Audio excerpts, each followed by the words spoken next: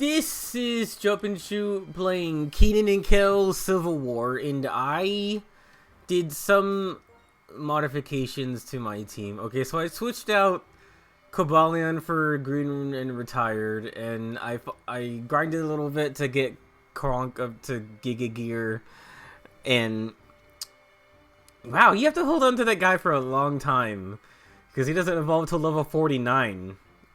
And his move pool is still kind of bad. You pretty much have to use shift gear on him for him to be good, like, at all. And then I got a Floatzel in honor of Blaze, the movie fan, because he had the dream that he fucked a Floatzel, and it was awesome. And I also have an Altaria, because I need, like, a wall that is also a dragon type. Because I have too many, like, elemental weaknesses. I have too many, like, not element. I guess I have the non-elemental weaknesses, like flying, rock, fighting. I have too many of those kind of weaknesses, so I needed somebody to take neutral damage from a lot. And I left the open slot because in case I might find somebody else. I still need a fire type, or at least a better electric type for something. I don't remember. So this is the new route, and we are almost done with the game, actually. I think the last gym is the water zone. I don't know how you see your badges anymore. Yeah, the last gym is a water gym, so there you go. Today I'm going to talk about comment pet peeves, or like argument pet peeves that you might have heard in like arguments with someone online, usually in comment sections. I'm talking about mine. First I'm going to talk about the ones that I've heard, because I was watching Super Beard Bros video. I think it was an episode of their Super Mario Sunshine playthrough, and they were talking about how they hate when you're arguing, you're not having like a real argument, but like reading a comment and the person is just like, imagine imagine what you think. You know, I definitely seen that before. It's like when someone's making a point, and instead of just saying their point, they have to do that like passive aggressive shit where they dress up your opinion by making it look stupid by going, imagine thinking that. Imagine thinking that BioShock Infinite is, like, good. And that's what I'm gonna get to later on. But just, like, lazy shit arguments replying to someone else's opinion. And another one they brought up was, like, when someone is just like, cope. I've heard both from the same person. On a different video, but I want to talk to this person. Like, you know, when someone is also making a point and they're complaining about something, and it's like a good point, and the other person just goes, cope. It's like, what are you even saying by that? Like, yeah, you brought up a good point, but just deal with it, nerd. Like, what the fuck is that shit? It's like such a non-argument. Like, also, when someone says cope, that means you won, because they don't have anything to debate you with. They just go, cope. Yeah, that shit's annoying. So, when I have come across those in the wilds, I was watching the Escapist video on, I think it was like, have 20 games from 2013 aged well, and they brought up a lot of games from then, usually like in the PS3, Wii 360 era. And then when they got to BioShock Infinite, I was kind of like making, this guy better not block me. I just realized he's in the completely wrong spot. But there was a lot of negativity towards that game. I didn't even know this till like many years later. Like, that was technically my first BioShock game, and I loved the setting in it and kind of the story. It's like a multiverse story before multiverse was like kind of all over the damn place. But I thought it was really cool overall. But the criticism that you'd hear now, if you ever go look to people that talk about it, is that like, oh, the gunplay is terrible, which I get. What else does it go beyond? I don't know. It never really goes beyond that. Everyone's complaining about like the guns and the stealth. You can't do stealth as much. It's like you have fucking powers. You're supposed to use those. And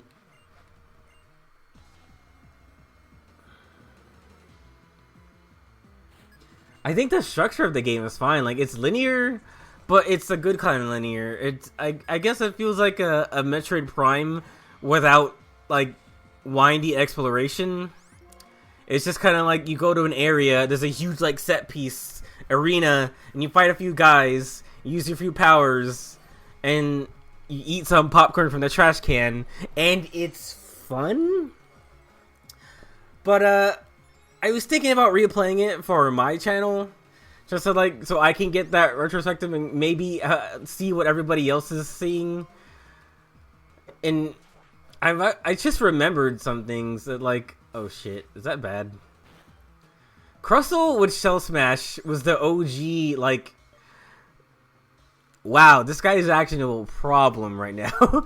Because he has sturdy, so you can use your big attack on it and it'll survive, and then it'll use Shell Smash and then kind of like counter sweep your team. It's kind of the whole reason why Stealth Rock is like so good in this game, because if you put out Stealth Rock and that guy comes in, like, he's kind of done.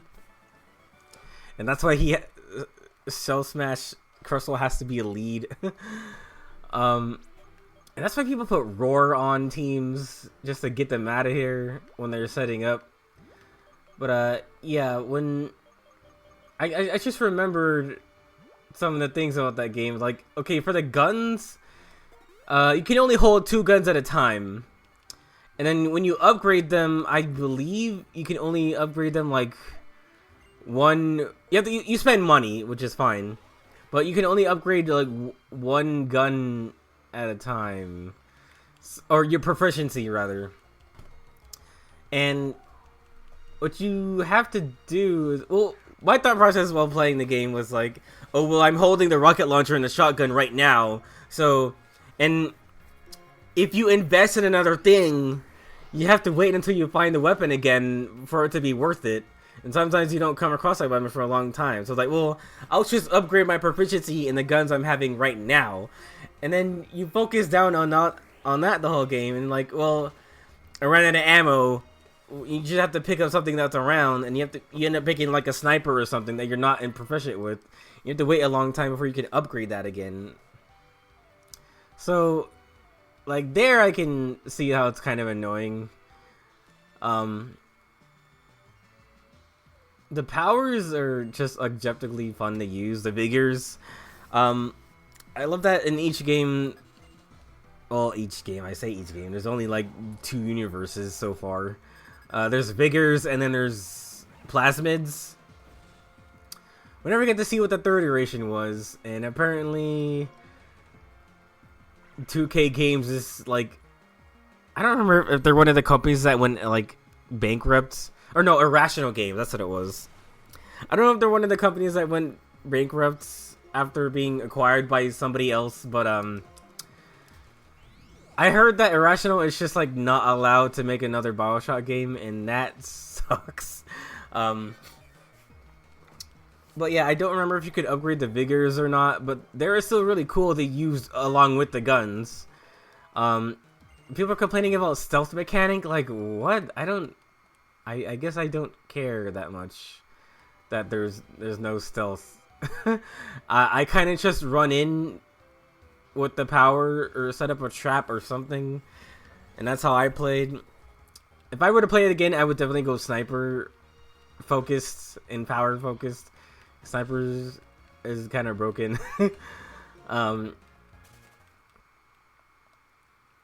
But yeah, I overall just like a lot of the game, and I have fond memories of it for now. If I were to replay it, I might change my mind a little bit. You'd be like, okay, that bit was dumb.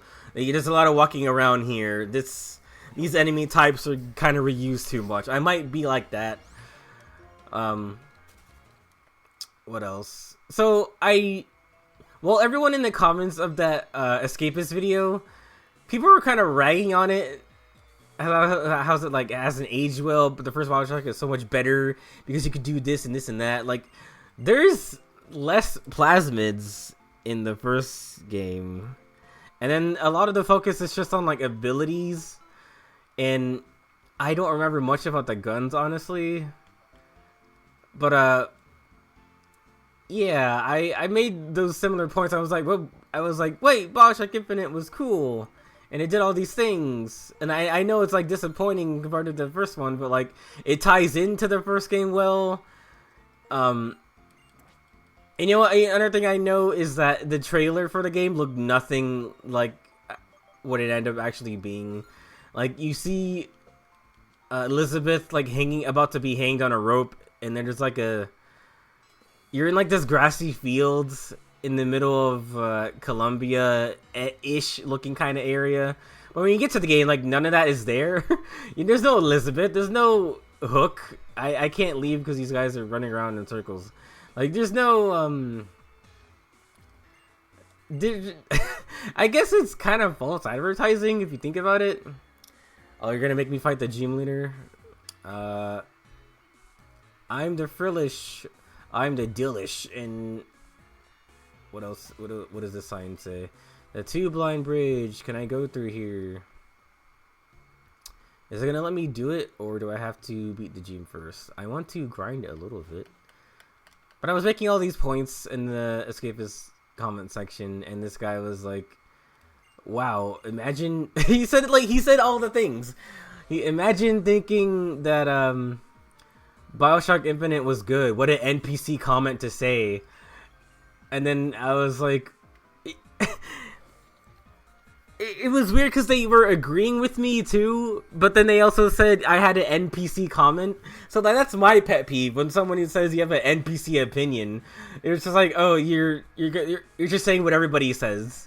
So you're not like, I agree with you, but be original, asshole. Like, okay, what the fuck is your problem? And what else? And I counter argument with saying, wait, I'm the NPC opinion? Like, the common consensus, without any, like, good criticism, is that just the game sucks. And this is a day and age where, like, when people talk about games, it sucks or it's the best thing ever. So there's no middle ground. So when people say things like, Bioshock Infinite just sucks, no, like, flat out sucks, like, okay, you can't talk about it in depth, so you're just gonna say it sucks. You have less of a brain span to be able to talk about it, like, actually, with your mind. And, they just reply to me, cope. Like, okay. I was like, my point was that the real, like, common thing to say is that it's bad. That's like the what's it called? The bandwagon. That's the common thing right now. That just be in retrospect say that Bioshock Infinite was bad. Like, you're all the NPCs right now. Meanwhile, some of the things I game is good. I'm the fucking sheep. All right. Okay. I'm going against the grain, and I'm the sheep. All right. Okay. And it pissed me off. Like, how bad do you have to be at arguing? Like, but you might as well just not have said fuck anything to me. Like, I get it. Yeah. And I could see how it'd be like an underwhelming thing for some people. Like, it is a prequel, technically speaking. I wish Bioshock 2 took place in a different time period, because if you look at it like canon chronologically, Bioshock Infinite is first, then Bioshock, then Bioshock 2, but Bioshock 1 and 2 are just the 60s both times. I would have loved to see like another time period in American history that gets like the fiction treatment I was gonna be like, polio. What happened? The gym leader got polio? If you're looking for the gym leader, he went swimming into the ocean. Okay, so your rival won't let you leave unless you fight the gym leader. And then you can't fight the gym leader unless you find him. Oh, gosh. And so is he not letting me walk out there? Okay. What's the point of that? He should just say, like, oh, there he is. Iwa! You know what I didn't realize? This guy is not a person of color. He's tanned all the way up past his feet. And it may be his waistline, but the biggest deceit in Pokemon is thinking that guy was like black or dark skinned or something. It's like the biggest fucking it's the biggest representation cock tease I can think of ever. Like, oh, you thought this guy was like a black person? Nah, he's just a tan white dude. Like, oh man. I'm gonna look something up real quick now that I got a heart scale. Okay, we need to talk about Clean Clang real quick. He sucks. His move pool is terrible. His abilities are terrible. He can only use like electric, normal, and steel moves, and the thing that makes him work is just shift gear and gear grinds. He needs more something. He needs a lot of things before he's good. Like, I think he should learn shift gear, like, as soon as he evolves. Otherwise, like, you just have to hold on to this, like, bad person for a while, and it's lame. And you've already, like, held on to him long enough for him to evolve the Clean Clang, so you should be able to, like, use him efficiently as soon as he evolves, because you held on to him for so long. So, and I was thinking, he'd be good in Scarlet and Violet after the whole Terrasilize thing. You could Terrasilize him into being electric type and then getting all the stab, like wild charge and electric moves and volt switch and all that shit. Or he could be Terrasilize into steel or normal type to get like stab, giga impacts, return's not in that game because it sucks. They said no other happiness value based fucking shit. Or you could use Terra Blast on it and like get the physical hidden power going on, and you could use a different type on him that would actually work. Like I think he'd be a good flying type Terra, because then people might use like ground or fighting type attacks against it. And then you Terrasilize into flying and avoid the ground, and then do something else. I don't know. And then if you do flying, then you also hit you can counterattack the fighting types with the Terra Blasts or something. So this guy is poison.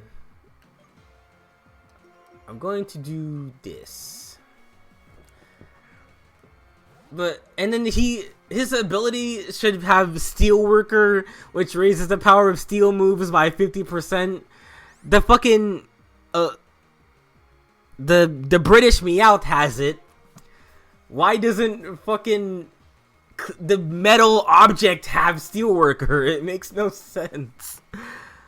Game Freak, your decisions, or rather your lack of decision baffle me sometimes. Like when something would just be perfect for a Pokemon so that you could actually use it, there's just like, no, we don't like that. Well, it's not even in the game, so I guess we'll never know. But yeah, that's what I was getting to. It's just like comment pet peeves. Like I thoroughly did not enjoy that conversation. I didn't want to keep arguing with that person either. Just like, what a dumb thing to say to someone. Like, I get it, you don't have a good point, you just wanted to say that I was not original. Even though you agree with me, it's like so fucking stupid.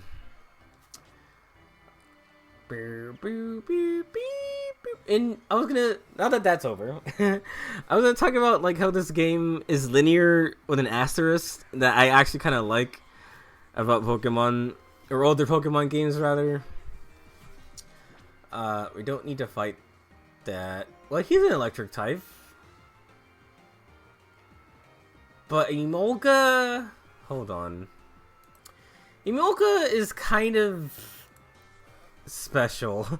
Emolga's a fast support character mostly. Like his defenses aren't that great, so you can't use him for much.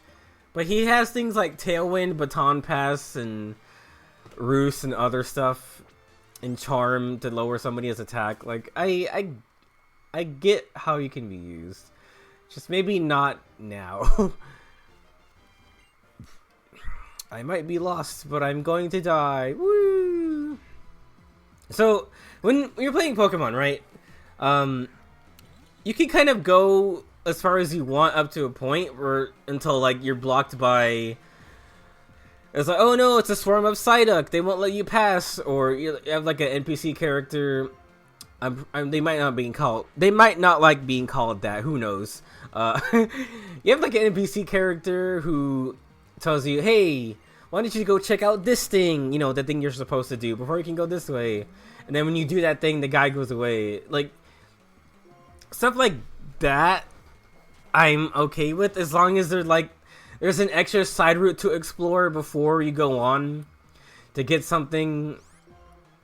Which I think the game does a good job at. Like, you can explore the sewer in Burbank Town. You can explore, or not Burbank Town. It's a sewer in Castelia City. I don't remember.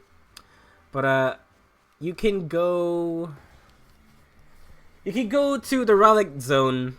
You can't explore it all the way. You can like the sandstorm area. You can go.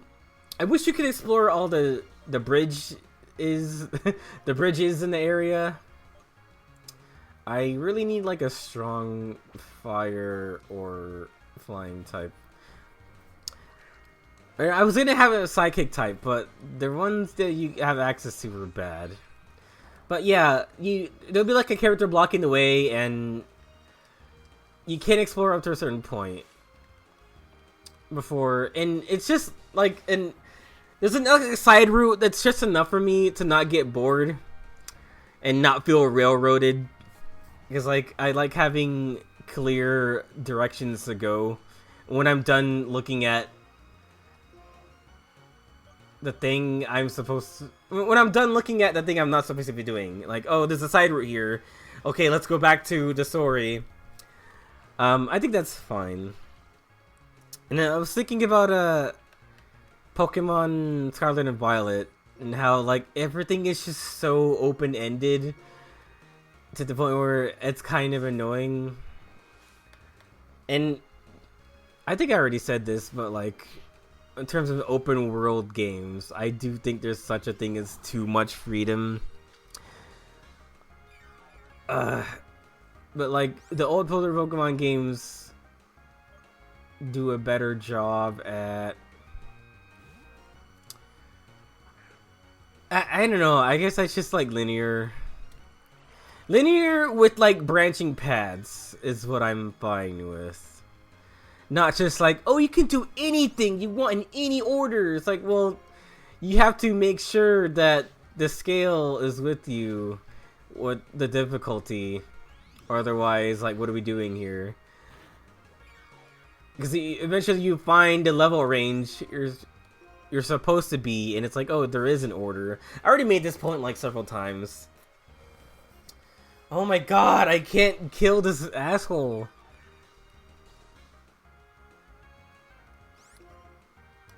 And yeah, I just realized that like I'm still in challenge mode, so a lot of the wild Pokemon are tougher, and the trainers have higher level Pokemon than they would have. But hey, it's at the cost of nothing. You get more experience in challenge mode, I believe. And more money at the end of battles too, or something like that. I don't remember. Oh shit, it's those two guys. Maybe I should have a... No. I'm trying to have a diverse team here. Diverse, I mean, like, with a fucking legendary and a couple of weird guys. So we can use Giga... I thought Virizion would come with Leaf Blade, because it's pretty much made for Leaf Blade. Which is weird. I don't know, yeah, linear with some kind of extra route to explore before you have to move on is what I like. Or like a hidden cave somewhere that has things in it for you to get before you go forward. And I get the whole progression with the HMs, but that's done. That needs us. That stopped in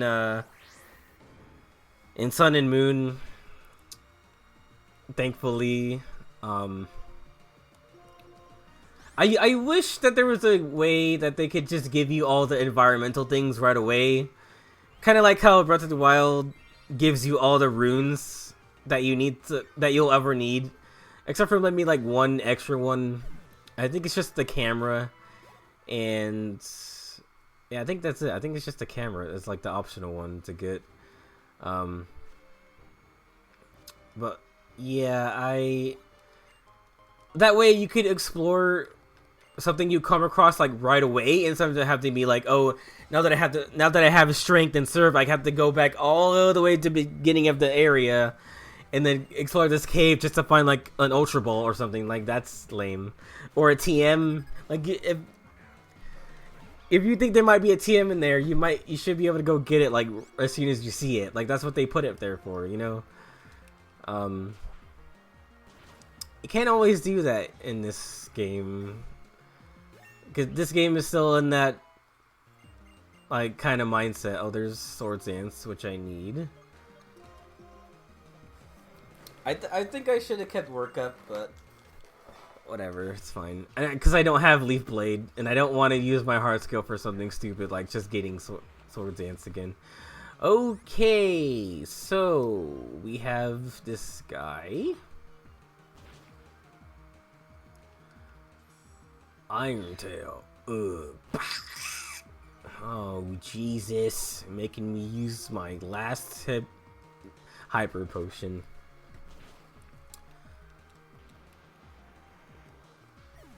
And yeah, if you had access to all your environmental moves, it would just make the game like a lot smoother to play, and not having to remember like, oh, I have to go back here when I'm done with this, so I have to go back, because for sometimes you don't have access to fly or fast travel right away, so it'll be a long time before we can actually go back anywhere, even though you have the thing you need to go explore the rest of that route, and it's like kind of annoying.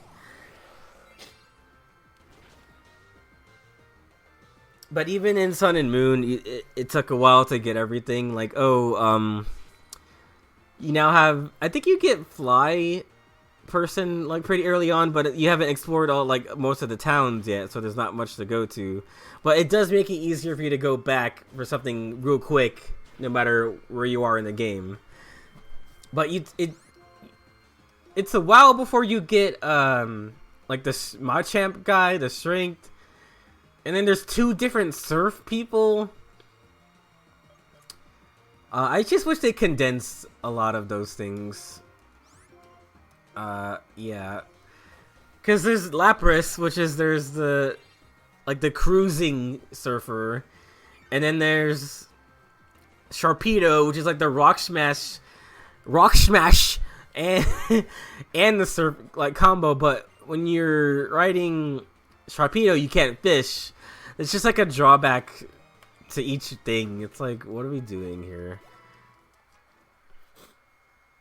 You know, I actually heard someone complain about, like, I want a Pokemon game where we don't have to use a Pokemon for every little thing. And I kind of get that. Like, if I know there's a bike in Sword and Shield. There's like this stage, the land bike, and then when you go into the water, it turns into the water bike with like balloons on it or something. If this were an older game, they would make it two different Pokemon, and it's like, just give me a vehicle. Like, you're obviously creating this terrain to be traversed, so just give me a vehicle. That way I don't have to have a Pokemon that knows a specific move to do this thing. Oh shit. Sometimes my D-pad like doesn't like switch directions right away. When I'm noticing while playing the DS games with the emulator, I had to do like a little bit of minor corrections, but yeah.